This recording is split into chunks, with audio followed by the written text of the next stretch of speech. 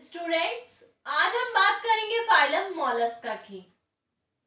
Mollusca का तात्पर्य होता है कोमल, अर्थात इस संघ के जो जंतु हैं उनका शरीर कोमल होता है, सॉफ्ट बॉडी, तथा ये खंड विहीन होते हैं। इट मीन्स ये सेगमेंटेड, इनमें सेगमेंट नहीं पाए जाते हैं। इस संघ को मोलस्का नाम जॉनस्टन ने दिया था तथा इस संघ के जंतुओं के अध्ययन को हम मैलेकोलॉजी कहते हैं और इनके कवचों के अध्ययन को हम कॉन्कोलॉजी कहते हैं। अब हम इसके कुछ लक्षण पढ़ेंगे, इसके कैरेक्टर्स देखते हैं। पहला देखते हैं तो इनका शरीर का जो संगठन है, लेवल ऑफ ऑर्गेनाइजेशन जिसे हम बोलते हैं, वो ऑर्गन सिस्टम लेवल पे है, अंग तंत्र कोटि का।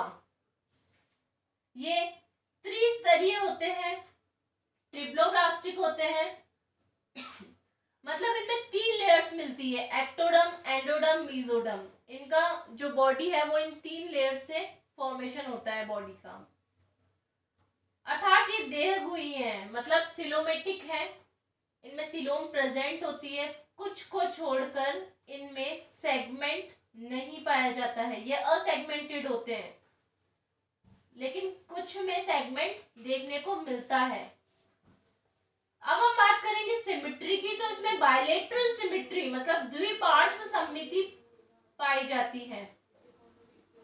शरीर कोमल होता है तथा सिर, प्रावार, पाद, आंतरांग पुंज में विभेदित होता है, मतलब हेड, मेंटल, फुट और जो विसरल मास है उसमें जो बॉडी है पूरी डिवाइडेड मिलती है। प्रवार की उपस्थिति संघ मोलस्का की विशेषता है, मतलब जो मेंटल जिसे हम कहते हैं, इनके बॉडी में जो उपस्थित होता है वो इस संघ की विशेषता को प्रदर्शित करता है, इसकी स्पेसिफिसिटी को बताता है। कोमल शरीर की सुरक्षा के लिए कवच पाया जाता है और ये कवच किससे बना हुआ होता है? कैल्शियम कार्बोनेट से बना होता है। इनमें पेशीय पाद पाया जाता है जो गमन, बिल बनाने तथा तैरने में सहायक होता है। इनमें देह गुहा हास्रित होती है, मतलब इतनी डेवलप्ड नहीं होती है, छोटी होती है, तथा मुख्य रूप से हृदयवाहिनी गुहा, मतलब जिसे हम कहते हैं पेरिकार्डियल कैविटी, और जनन गुहा, गोनोसील, तथा वृक्क गुहा, रीनोसील के रूप में निरूपित रहती है। शरीर के अग्रभाग में स्पष्ट सिर पाया जाता है, जो वेल डेवलप्ड जो हेड है वो शरीर के आगे वाले भाग में पाया जाता है। कुछ ऑर्गेनिजम्स को छोड़कर जिनमें नेत्र, स्पर्शक और शीर्ष स्थित मुख अन्य संवेदन अंग भी पाए जाते हैं। जो प्रावार होता है वो मोटा और पेशीय होता है। यह आंतरांग पुंज को धीरे धीरे घेरे रहता है। आंतरांग जो पुंज होते हैं और जो प्रवार होता है, उनके बीच में जो प्रवार गुहा पाई जाती है उनमें गिल्स भी प्रेजेंट होते हैं, गिल्स भी पाए जाते हैं। जो डाइजेस्टिव सिस्टम की हम बात करें, पाचन तंत्र जो होता है वो रूप से विकसित होता है, कंप्लीट डाइजेशन पाया जाता है,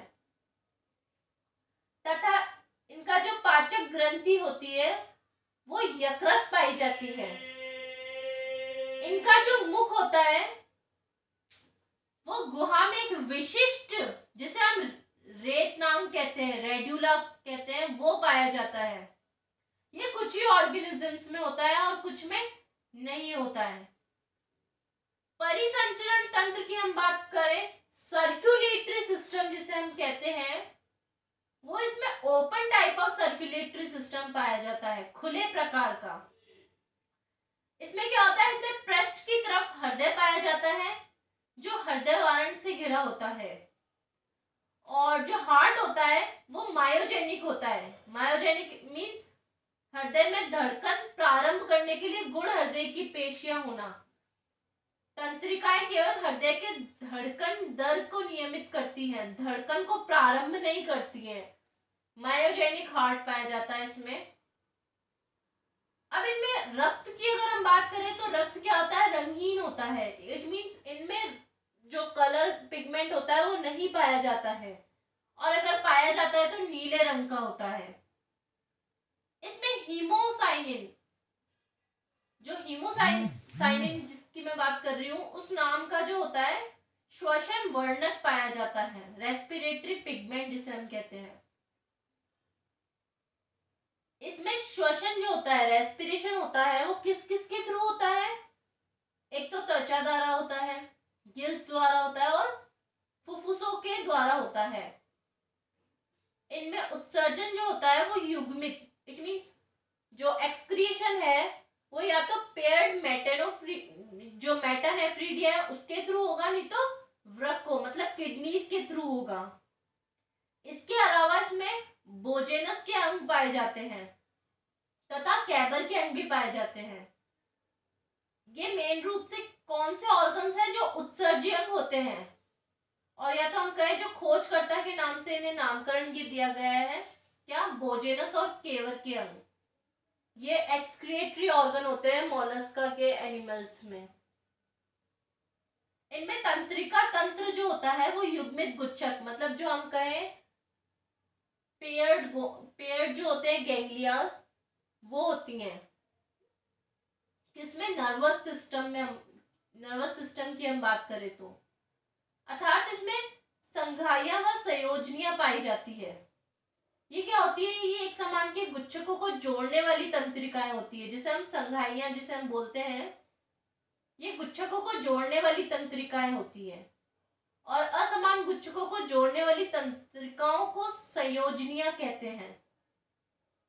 इनमें प्रमुख रूप से प्रमस्तिष्क पादिक व आंतरिक गुच्छक पाए जाते हैं, आंतरांग गुच्छक पाए जाते हैं। इनमें जो नेत्र होते हैं वो संतुलन पुटिकाएं जो होती है, और स्पर्शक व जलेक्षिका जो होती है आदि संवेदांग अंग पाए जाते हैं। जलेक्षिका की हम बात करें तो जल की रासायनिक जांच करने वाले जो विशिष्ट संवेदांग होता है उसे हम कहते हैं।